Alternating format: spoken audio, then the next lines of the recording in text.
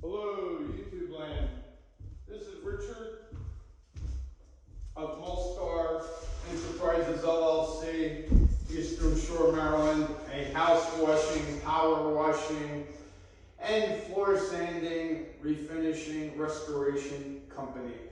I'm going to give you a quick tip on how to save a ton of cash if you're undertaking a project or you do a lot of flooring projects. You definitely don't want to buy pre-cut paper.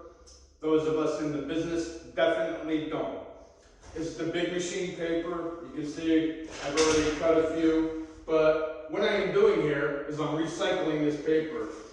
As the paper rotates on the big machine as it's being sanded, the granules get dull in one direction. However, when we put it on the flooring edger or spinner, that sands in a circular motion. So those granules are sharp in the opposite direction. So there is a science to it. And an even bonus is I always store it on the ends, as you can see there. Because this is held in the drum. This paper is brand new, never used. And that's always what you want to aim for first. So this is a floor cutting disc. And they go for about 60 bucks online. This, 10, 15 bucks. But if you're undergoing a big project where you got to go through, 30, 40 papers, or if it's your career, you could do the math. It definitely pays to invest in this little tool. And because they charge a lot of money for pre-cut, and plus, instead of wasting, you're increasing the mileage of your sandpaper roll. You are recycling your big machine paper, which is a super wise thing to do. Also, by watching this video, if you attempt, you're not holding me liable for anything. If you undertake or duplicate any of these techniques, you do so at your own risk. Because I have to put that disclaimer in there. Anyway, I always start on the bolt cutter. See, I can feel it here with my finger. You make sure the paper overlaps both ends of the disc cutter. I feel that bolt cutter right there, so I'm gonna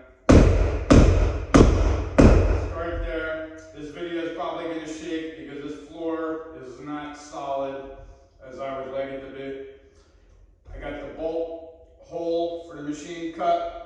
Now I am going to do the perimeter.